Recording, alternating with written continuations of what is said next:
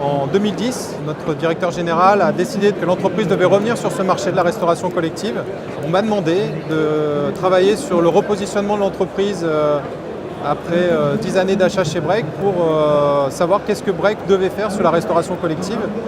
Donc j'ai passé beaucoup de temps avec des commerciaux, des responsables des ventes pour comprendre ce marché-là, les attentes des clients.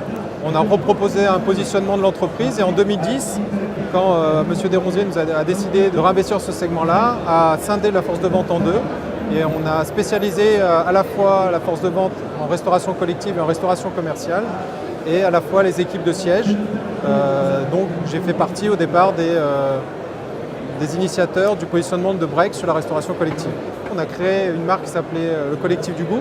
Donc on a commencé cette marque en disant sur 7 produits incontournables, on va proposer des produits de qualité.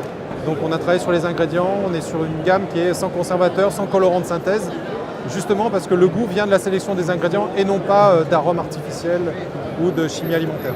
Donc au départ, on a pris des incontournables qu'on a retravaillé avec des ingrédients nobles. On a lancé 7 produits. Aujourd'hui, il va y avoir plus de 33 produits dans la gamme. On va monter à 40 en 2017. Et en 2016, avec les échos des clients qui nous demandaient des produits de qualité en charcuterie notamment, sans aller dans le bio, mais on a commencé à travailler des produits qualitatifs, par exemple avec des saucisses de Toulouse avec du porc français, sans salitrité. On est très fiers d'avoir accompagné des agriculteurs, c'est la filière porc de montagne qui existait à Aurillac. Donc ce sont des porcs qui sont élevés à 600 mètres d'altitude, sans antibiotiques de croissance, par des toutes petites structures. Et aujourd'hui, on a 200 bêtes qui sont abattues par semaine pour Break, où là, on apprend à travailler différemment aux clients, où il faut qu'ils comprennent qu'on travaille avec des petites structures comme ça d'agriculteurs. C'est pas comme le frigo, on l'ouvre, on choisit le morceau qu'on veut. Il faut respecter les équilibres matières. C'est pour ça qu'on a lancé un pâté pour utiliser les gorges des cochons dans le cadre du Collectif du Goût. Et toute cette démarche-là, en fait, aujourd'hui, le Collectif du Goût n'est plus seulement les incontournables, c'est quelque chose qui répond aux attentes des restaurations collectives. Et donc là, on s'oriente sur des produits français, locaux, de terroir. On propose des produits bio, mais aujourd'hui, les clients, ils vont surtout sur du primeur en bio, même si la loi Alain est en cours d'être validée. Aujourd'hui, je pense qu'un distributeur comme nous, on doit choisir nos combats. Et on est en train de travailler sur une gamme de produits bio, mais de basiques. Si on doit faire du bio demain et proposer quelque chose, c'est quelque chose que les clients pourront utiliser facilement. Mais aujourd'hui, notre parti pris, c'est vraiment sur du local. En 2017, on a prévu des choses très intéressantes. On va continuer le développement de la marque Collectif du Goût, sur lequel, avec Emmanuel, qui est mon binôme sur la partie marketing, on a prévu de lancer notamment des desserts.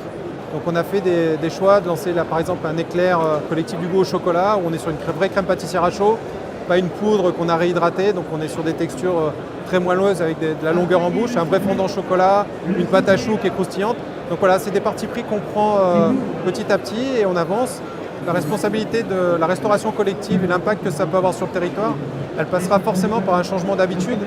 Il est vrai que le gaspillage, aujourd'hui, si on promeut des produits de qualité, ils pourront se les offrir, mais il va falloir qu'ils luttent contre le gaspillage. Il y a de belles choses qui sont faites. Ce matin, j'étais avec un gros client d'un gros lycée dans l'Ain.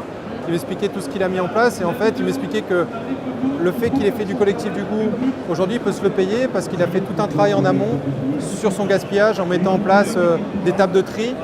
Moi, je travaille beaucoup avec la société Chef Eco, Bruno, qui est le fondateur de l'entreprise, pour promouvoir son travail-là. Si je veux que les clients achètent mes produits demain de qualité, il faut qu'ils travaillent sur le gaspillage alimentaire parce que leur budget, à mon avis, n'augmentera pas, il va plutôt être à la baisse.